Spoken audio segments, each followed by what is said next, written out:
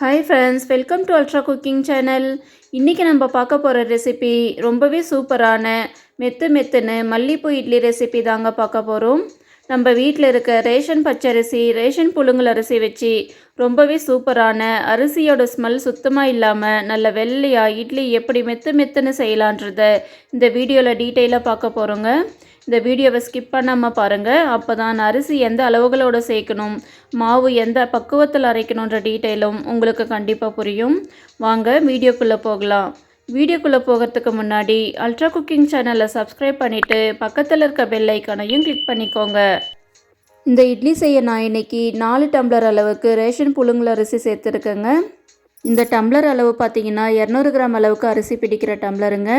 இது போல் 4 டம்ளர் அளவுக்கு ரேஷன் புழுங்கல் அரிசி எடுத்திருக்கேன். இது கூடவே 2 டம்ளர் அளவுக்கு ரேஷன் பச்சரிசியும் சேர்த்துக்கோங்க. இப்போ இது கூடவே 1 டீஸ்பூன் அளவுக்கு கல்லுப்பு சேர்த்து அரிசி நனையிற அளவுக்கு மட்டும் தண்ணி சேர்த்துக்கோங்க.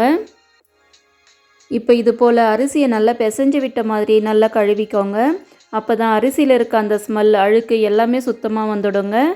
இது போல் செய்கிறதால இட்லி நல்ல வெள்ளையாக, ரேஷன் அரிசியோட ஸ்மெல் சுத்தமாக இல்லாமல் இட்லி சாப்பிட ரொம்பவே டேஸ்ட்டாக இருக்குங்க.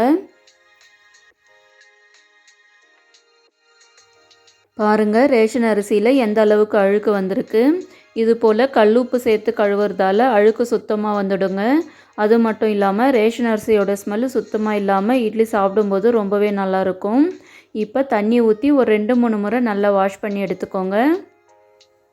நீங்கள் இட்லி அரிசியில் செய்யும்போது இத்தனை முறை கழுவ வேண்டியது இருக்காதுங்க. அதில் அழுக்கு அதிகமாக இருக்காது.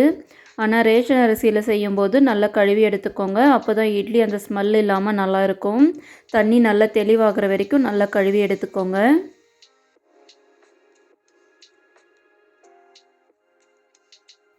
பாருங்கள், தண்ணி எந்த அளவுக்கு நல்லா தெளிவாக இருக்குது. இது போல் நல்லா கழுவி எடுத்துக்கோங்க. இப்போ இதை ஒரு தட்டு போட்டு மூடி ஒரு 6 மணி நேரத்துக்கு அப்படியே ஊற விட்டுருங்க. அடுத்ததாக உளுத்தம்பருப்பு ஊற வச்சுக்கலாங்க. நான் இன்றைக்கி 6 டம்ளர் அளவுக்கு அரிசி எடுத்திருந்தேன். அதே டம்ளர்லேயே 1 டம்ளர் அளவுக்கு உளுத்தம்பருப்பு எடுத்திருக்கேன். கூடவே 1/2 டேபிள் ஸ்பூன் அளவுக்கு வெந்தயம் சேர்த்து இதையும் 2 முறை நல்லா கழுவி எடுத்துக்கோங்க. நீங்கள் வெள்ளை உளுந்துக்கு பதிலாக கருப்பு உளுந்து கூட சேர்த்துக்கலாங்க. கருப்பு உளுந்து சேர்க்குற மாதிரி இருந்தால் அரிசி ஊற வைக்கும் போதே பருப்பையும் ஊற வச்சிடுங்க. இப்போ இதில் நல்ல தண்ணி சேர்த்து ஒரு மணி நேரத்துக்கு மட்டும் அப்படியே ஊற விட்டுருங்க. அடுத்ததாக அரிசி பருப்பு எடுத்து அதே டம்ளர்லேயே 1/2 கப் அளவுக்கு அவல் எடுத்துருக்கேங்க. இப்போ இதை நல்லா 2 முறை வாஷ் பண்ணி எடுத்துக்கலாம். நீங்கள் இது போல் அவல் சேர்த்து செய்யும்போது இட்லி நல்லா சாஃப்டாக மெத்தன்னு இருக்குங்க. உங்கள்கிட்ட பேப்பர் அவல், கெட்டி அவல் எது இருக்கோ அதை சேர்த்துக்கோங்க, நல்லாவே இருக்கும். இப்போ இதில் நல்ல தண்ணி சேர்த்து ஒரு 20 நிமிஷத்துக்கு அப்படியே ஊற விட்டுருங்க. பருப்பையும் அவலையும் கடைசியாக மாவு அரைக்கிறதுக்கு முன்னாடி ஊற வச்சாலே போதுமானதுங்க. அவ்வளோதாங்க, நம்ம ஊற வச்சுருந்த அரிசி பருப்பெல்லாம் நல்லா ஊறி இருக்குது. இப்போ நம்ம உளுத்தம் பருப்பை தாங்க முதல்ல அரைக்க போகிறோம். நான் இன்றைக்கி மிக்ஸி ஜாரில் தான் அரைக்க போகிறேன். மிக்ஸி ஜாரில் அரைக்கும் போது நல்லாவே சூடேறுங்க. அதனால் நான் மொத்தமாகவே இன்றைக்கி ஐஸ் வாட்டர் யூஸ் பண்ணி தாங்க அரைக்க போகிறேன். நீங்கள் ஒரு வேளை கிரைண்டரில் அரைக்கிற மாதிரி இருந்தால் நார்மல் வாட்டரை யூஸ் பண்ணிக்கோங்க, போதுமானது. இப்போ இதை மிக்ஸி ஜாருக்கு மாற்றி கொஞ்சம் கொஞ்சமாக தண்ணி சேர்த்து நல்லா நைஸாக அரைச்சி எடுத்துக்கோங்க. பாருங்கள், உளுத்தம்பருப்பு இந்த அளவுக்கு நல்லா நைஸாக அரைச்சி எடுத்துக்கோங்க. ஒரே டைமாக தண்ணி சேர்க்காம கொஞ்சம் கொஞ்சமாக தண்ணி சேர்த்து இது போல் நல்லா நைஸாக அரைச்சி எடுத்துக்கோங்க. இப்போ இதை ஒரு பாத்திரத்துக்கு மாற்றிக்கலாங்க. நீங்கள் எப்போ இட்லிக்கு மாவு அரைச்சாலும் இது போல் உளுந்து தனியாக, அரிசி தனியாக அரைச்சி பாருங்கள். இட்லி நல்லா சாஃப்டாக மெத்துன்னு இருக்குங்க.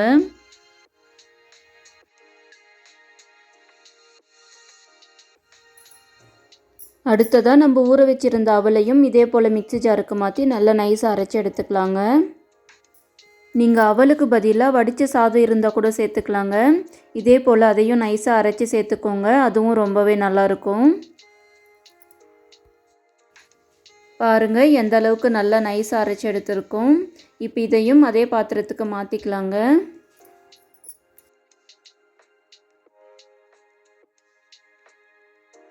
அடுத்ததாக அரிசி அரைச்சிக்கலாங்க. அரிசி கண்டிப்பாக 6 மணி நேரமாவது ஊறி இருக்கணுங்க. இது ரேஷன் அரிசின்றதுனால ரொம்பவே ஹார்டாக இருக்கும். கண்டிப்பாக 6 மணி நேரமாவது ஊறினா தான் மிக்சியில் நல்லா அரைஞ்சி வருங்க. இப்போ இதை மிக்ஸி ஜாருக்கு மாற்றி கொஞ்சம் கொஞ்சமாக தண்ணி சேர்த்து நல்லா ரவை பக்குவத்துக்கு அரைச்சி எடுத்துக்கோங்க. ரொம்பவும் நைஸாக அரைக்காதீங்க, அப்புறம் இட்லி ரொம்ப ரப்பர் மாதிரி ஆகிடும். கொஞ்சமாவது ரவை பக்குவத்தில் இருந்தால் தான் மல்லிப்பூ போல் நல்லா இட்லி மெத்து மெத்துன்னு இருக்குங்க.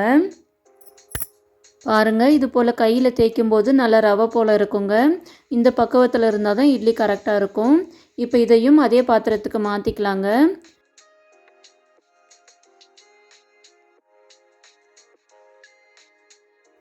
இப்போ மீதி இருக்க அரிசியையும் இதே பக்குவத்தில் அரைச்சி எடுத்துக்கோங்க. நம்ம இன்றைக்கி அரைச்சிருக்க மாவளவுக்கு 55லிருந்து 60 இட்லி அளவுக்கு கிடைக்குங்க. ஒரு வீட்டில் 4 பேர் இருக்கீங்கன்னா ஒரு 3 நாளைக்கு வச்சு சாப்பிட்ற மாதிரி இருக்கும்.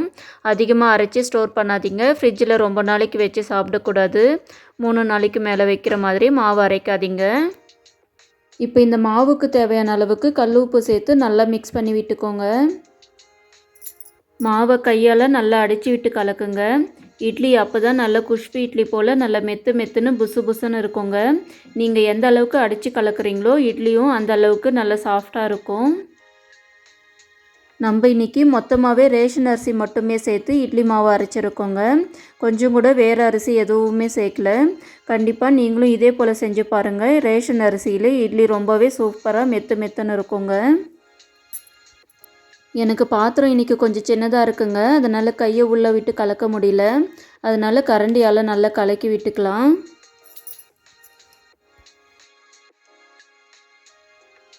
அடுத்து நம்ம நாளைக்கு இட்லி செய்ய மட்டும் கொஞ்சம் மாவு தனியாக எடுத்துக்கலாங்க.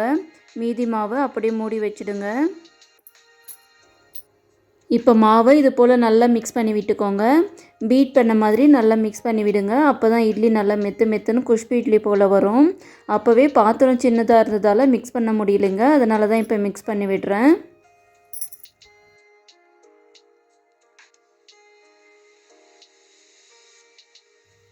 இப்போ இதை ஒரு தட்டு போட்டு மூடி ஓவர் நைட் அப்படியே புளிக்க விட்டுடுங்க.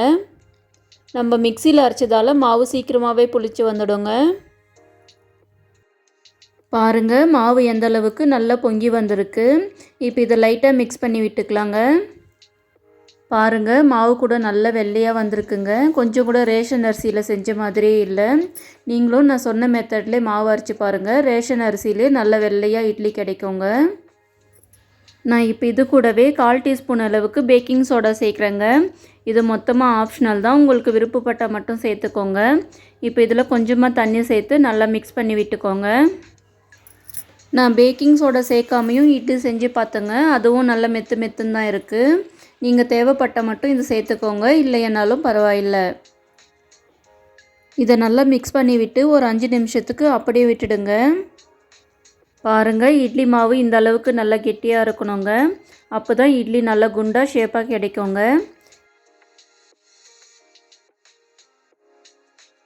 அடுத்ததாக எப்பவும் போல் இட்லி தட்டில் எண்ணெய் தடவி இல்லை இது போல் துணி விரித்து இட்லி மாவு ஊற்றிக்கோங்க.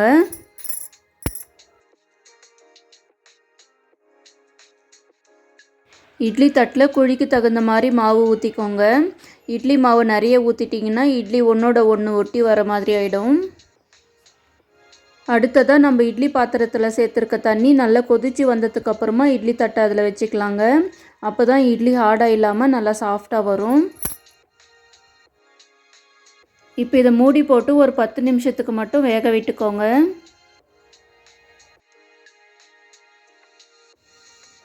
இப்போ 10 நிமிஷம் ஆகியிருக்குங்க. இதை ஓப்பன் பண்ணிக்கலாம். பாருங்கள், இட்லி எந்த அளவுக்கு வெள்ளையாக மெத்து மெத்துன்னு சூப்பராக வந்திருக்கு. இப்போ இதை வெளியே எடுத்துடலாங்க.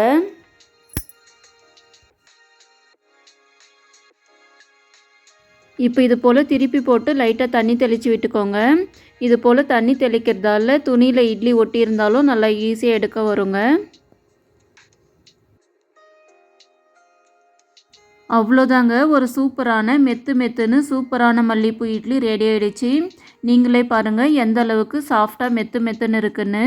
நீங்களும் இதே போல் ஒரு முறை ரேஷன் அரிசியில் செஞ்சு பாருங்கள், உங்களுக்கும் கண்டிப்பாக சூப்பரான இட்லி கிடைக்குங்க.